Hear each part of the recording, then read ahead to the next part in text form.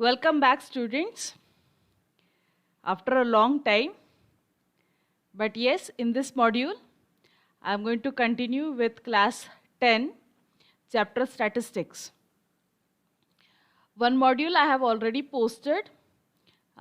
This is the second module. And in this module, I am going to share something for more information. Okay. So, just for your better understanding, I found this paragraphs and I felt that it will be of a little interesting information for you all. So I am sharing this information. Okay. So let us start. See, this word statistics is derived from the Latin word that is status, and it actually means a political state. Okay. Therefore, this statistics was closely related with the administrative affairs of a state. Okay. So, originally statistics was used simply for the state about armory, army taxes, land revenue, population, food or articles that need to be exported or imported. Okay. So the scope of statistics include, see, understand this sentence, it includes the collection and presentation of the data in the form of table, charts and graphs related to all the facts of life. Okay.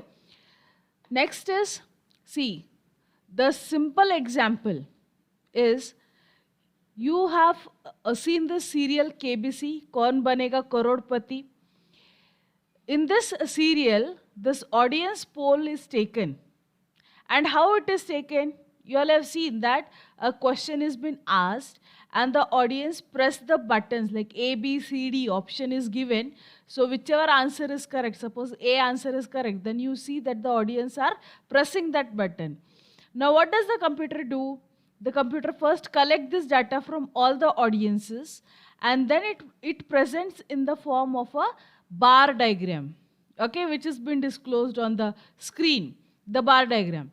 And suppose the answer is A, means maximum of them have voted for that answer A, then the conclusion is been drawn that yes, you have to lock option A or you have to freeze that A. Okay, so this is the best example of statistics. This is how data has been collected and it has been presented. Okay, and the conclusion is locked. Okay, so in short, what we can say is that the statistics has got 3 steps. Okay, 3-step process it is. How? First one is collection of data. Okay, the data has been collected. Second thing is presentation of data so that we can look at the presentation. Okay, so how do we want to see is been decided, whether you want to see it in the bar diagram, pie chart, whatever it is decided. That is called the presentation of data. And the third one is draw some conclusion from it, some result, end result, it should be concluded. Okay, so this is the 3-step process statistics is. Okay, now let us see measure of central tendency. This word you have already heard, central tendency. Okay, what is central tendency? See, you are collecting a data and when you collect the data of same properties, same features, you will find that at certain value maximum is been centralized. I mean, like for example, if you check the height of children of your class, okay, so now you will find that the maximum of them are somewhere around 5'3", 5'2", 5'1". So maximum children are coming to that group. Okay, that is called the central tendency. In short, what are you going to see is, see, what is measure of central tendency? See, there are different ways of calculating this measure of central tendency, which you do it in this statistics. You first need to find out that. Okay, so first is arithmetic mean, which you normally call it as mean, okay, or an average. Second one is median, and the third one is mode. Okay, so we are going to deal with this in this chapter statistics. Okay, so let us first understand arithmetic mean for grouped data or mean for grouped data. Grouped data I have already discussed in my previous module. What is the meaning of grouped data? If it is not a group data, you have to make it a group data. Okay, you have to have continuous class marks. Okay, so see, in this also there are three methods to find arithmetic mean. There are three methods to find. So one is simple mean, that is direct method. The next one is assumed mean, and the third one is the step deviation method. Okay, we are going to see these methods one by one. So let us first proceed to find what is direct method, to see what is direct method. Direct method is nothing but directly you can find, your data has been given and you need to find the mean of it. Okay, now there are steps you need to follow. First step is, in the first column write the given classes. Okay, classes of the data that has been collected by you. You need to decide upon the classes and you need to write. That will be your first column. Okay, second is, in the second column write the class mark or the mid values of the classes, denote it as xi. Okay, what is that? Class mark or the mid values of the class means what? Suppose if the class is from 0 to 5, so what will be the mid value? How do you calculate the mid value of it? 5 plus 0 divided by 2, that is 2.5 is the class mark. Second column xi will be 2.5 for the first class. Okay, right. Next one is, in the third column write the frequencies of all the classes, how many times that has been appearing. Frequency table is already been given to you. We have discussed about how to write the frequency table, so you have to denote it as fi. The fourth step is calculate the value of fi, xi and write in the fourth column fi, xi. Okay, fifth is, next step is you have to find summation of fi, xi, where I varies from 1 to n. It has been written here. It depends upon the example. I value depend upon the example. Okay, suppose it may be from 1 to 10, 1 to 5, whatever it is. Okay, next is find summation of fi. Okay, I'll explain this when with the help of an example. What is the meaning of fi, xi and fi and all those things with the help of an example. And then finally you find the mean, that is this summation of fi, xi divided by summation of fi, which is also generally called as n. Okay, so this is the formula for finding the arithmetic mean, the normal mean. What it is? Summation of fi, xi upon summation of fi. This is the formula. Okay, so let us see this with the help of an example. See, find the mean of the daily income from the following frequency distribution. Okay, see now, this is the table given to us. Daily income in rupees, that is, see, from 100 to 150, then 150 to 200, 200 to 250, 250 to 300, 300 to 350 and 350 to 400. Okay, so like this way daily income means rupees range has been given. And how many workers are getting this is, see, number of workers, 2 workers are getting between 100 and 150. 7 workers are getting from 150 to 200. 9 workers are getting from 200 to 250. 8 from 250 to 300. 6 from 300 to 350. And 4 from 350 to 400. So this is the table given to us. Okay. So now we'll follow the steps. What was the first step? First step was, first is to write the classes. Okay. The second one was to find the mid values. Third table, frequencies. Okay. So this number of workers will become your frequency, whereas this 100 to 100, this daily income will become your class. Okay. So let us see this solution. See, what I have done is, see, daily income, that becomes your classes. I have written it as it is given in your question. Then the second one is the class mark, that is xi. Mid value, how did I calculate the mid value? 150 plus 100 divided by 2. then it becomes 125. So for this class it will be 200 plus 150 divided by 2 gives you 175. Like this way we are supposed to find the class mark. That becomes your xi. Frequency is the table, this is given, no? Number of workers who all are getting. Yes. So that is your frequency. Now Fi xi. What is Fi xi? Is Fi is this 2. Xi for this class is 125. So 125 into 2 gives me 250. Then 175 into 7 gives me 1225. Then 225 into 9 gives me 2025. Like this way I have multiplied the class mark with the frequency of that same class, okay? And I have calculated this. Now see there, I have taken total of this class, that is Fi xi, that comes out to be 9150. Then frequency of Fi, that is Fi's total I have taken, that is 36, right? So now my table is correct. Okay, now what will be my next step? Is to find the mean. See, mean, what is the formula? Summation of Fi xi upon summation of Fi. What is summation? Summation of Fi xi, this total, that is 9150. Okay, and Fi is 36. So I'll just substitute the values. 9150 divided by 36. So what is the mean? In rupees, 254.17 is the mean for this example that has been given to us. Okay, I hope this is clear to you. Okay, let us see the next method, that is called as assumed mean method. Okay, assumed mean, see, as the word says, assume means you have to assume that somewhere in the given data, somewhere lies your mean value. Okay, how are you going to assume? See, let us see with the help of this example. See, take any value as assumed mean, but generally middle value in the class mark column, denote it as A.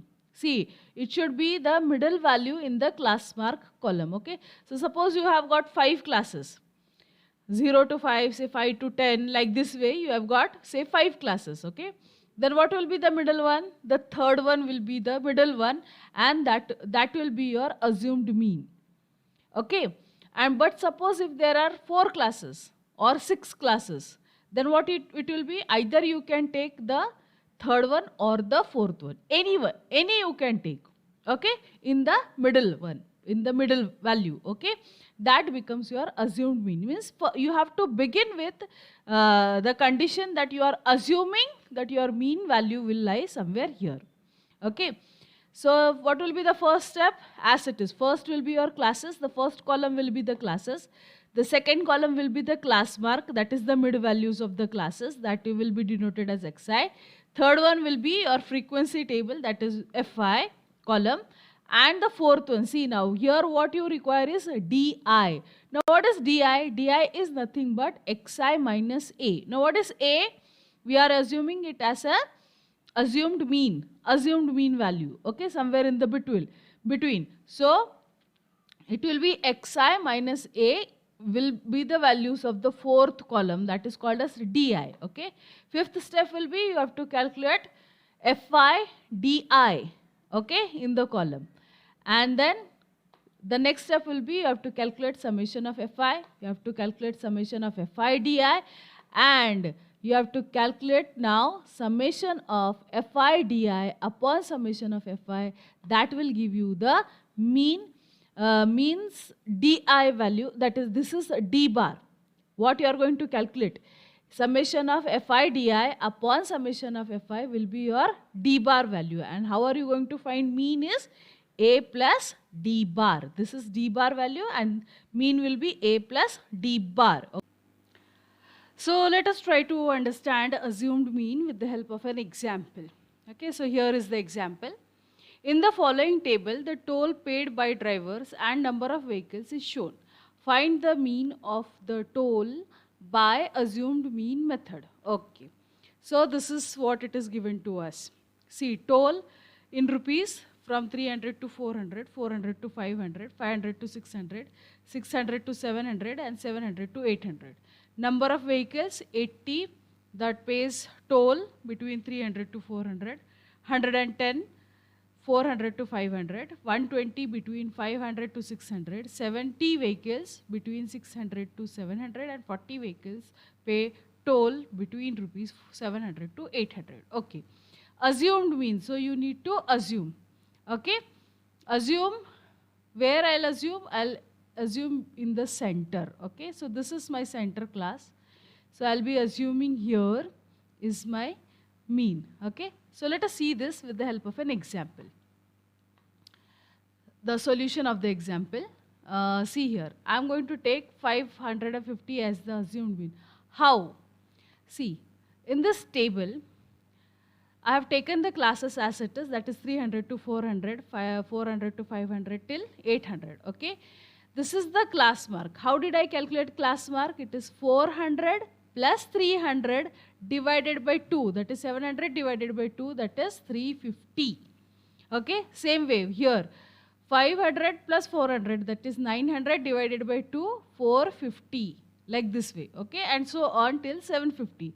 And the center class mark, I have assumed that it is assumed mean, means my mean is going to cluster over this class, okay, somewhere the values will be between near to this value, okay.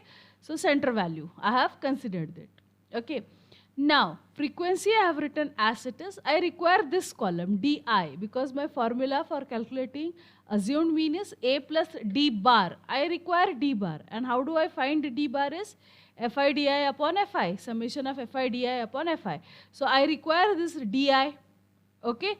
So di is what? Xi minus a. Now a is my 550, okay. Now xi will be for each class. See, for the first class it is 350. So 350 minus 550. 350 minus 550 gives me minus 200. 450 minus 550 gives me minus 100. So for this third class, 550 minus 550 gives me 0. For the fourth class, it will be 650 minus 550, that is 100. 750 minus 550 gives me 200. Understood? So this is how I get my di. Now I require fi di. So how it will be fi di? See this, minus 200 multiplied by 80 gives me minus 16,000. Okay, so this is my fi di. Minus 100 into 110 gives me minus 11,000. 0 into 120 gives me 0, 100 into 70 gives me 7,000, 200 into 40 gives me 8,000. So I got my fi di. I add up and I get minus 12,000. How? See this. Minus minus is actually addition, but sign remains minus. So this becomes 27,000, right? And here this is addition. So this becomes 15,000. So 27,000 minus 15,000 gives me minus 12,000. And I added fi, I get 420. Okay. So now what will be my next step? Next step is to find d bar. Okay. So d bar is nothing but fi di upon fi, summation of fi di upon summation of fi. So fi di is how much? Minus 12,000. Fi is 420. When I divide, I get this answer, minus 28.57. And my formula to calculate mean by assumed mean method is x bar is equal to a plus d bar. What is my a? 550, right? Plus d bar is what I calculated here, that is minus 28.57. So when I add, see, this plus this minus becomes minus. So it will be actually 550 minus 28.57, which gives me 521.43. So this is the mean that the mean of the toll paid, that is 521 rupees 43 paise. Okay. I hope this example is clear. See, calculations is up to you. How you do it, how quickly you do it is all up to you. Only you need to remember is the steps. Okay. So now let us move further to see the third measure of central tendency to calculate arithmetic mean by step deviation method. Okay, so third one, step deviation method. So first three steps are easy. First is you need to have a class. Why first column is the classes column. Okay, so that is your first column. The second column is the class mark or the mid value, right? That you denote by xi. Third column is fi, frequency column. You need to have this column, frequency column, okay? The fourth step here in the step deviation, you need to note it down, is that you need to calculate di. But di, step deviation method is, di is different, that is xi minus a upon h. Now what is h? H is the width of the class. If you have seen my previous module, the first module, I have explained this, what is the h of the class, okay? Height of the class, width of the class, okay? So that is how in different textbooks it is written height. Some textbook it is written height, some textbook it is written width, but it is same. So how you calculate this is the upper limit of the class minus the lower limit of the class gives you the width of the class or height of the class, okay? So you need to remember this for step deviation method. di is equal to xi minus a upon h, okay? The fifth step is now you need to calculate fi di, then summation of fi, summation of fi di, then summation of fi, then you calculate d bar, that is summation of fi di upon fi, and then you calculate mean, that is a plus h d bar. A is the assumed means you have to assume mean, which is the central value, plus h is the width or height of the class, and d bar is, this is how you calculate d bar, okay? So let us try to understand step deviation method with the help of an example. Find the mean by step deviation method for following example. See, what they have given is pocket money per day. Okay, so 0 to 10, 10 to 20, 20 to 30, 30 to 40 and 40 to 50 rupees. Number of students. See, 3 students are getting from 0 to 10. 7 students are getting 10 to 20, 5 students are getting 20 to 30, 2 students are getting 30 to 40 and 6 students are getting 40 to 50. Okay, step deviation, first column is class intervals, then class mark, that is xi, the mid values, then frequencies, then di, okay. Now what is di in this step deviation? It is xi minus a upon h. H is width, okay. So here assumed mean will be here in the center, that is the center point of this 20 to 30, that is 25, right? And di xi minus a, that is 25 upon h. H is what? 20 minus 10, that is 10, or 10 minus 0, that is 10, 30 minus 20, it is 10. So 10, okay, h is 10. So let us see this solution for this example, okay. See, this is the table, pocket money, I have written the classes. Class mark is xi, that is the midpoint, that is 10 plus 0 divided by 2, right.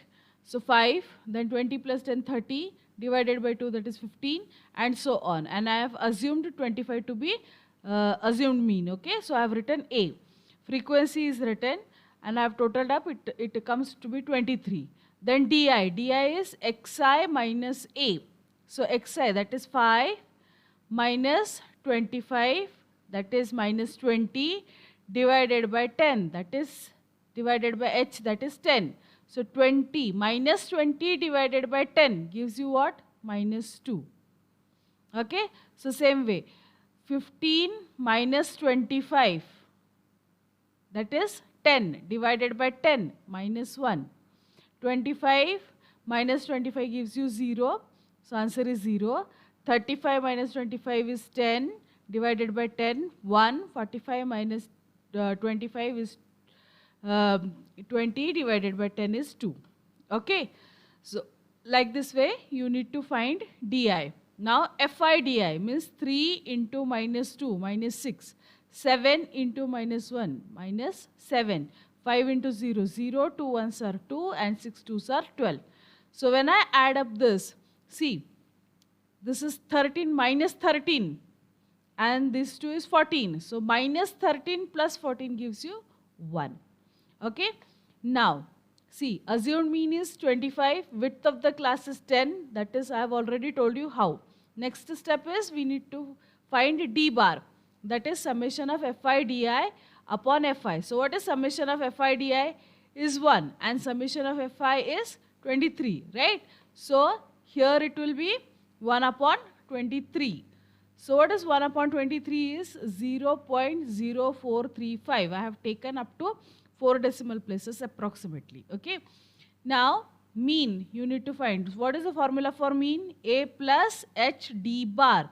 A is 25, h is 10 into d bar we have found here.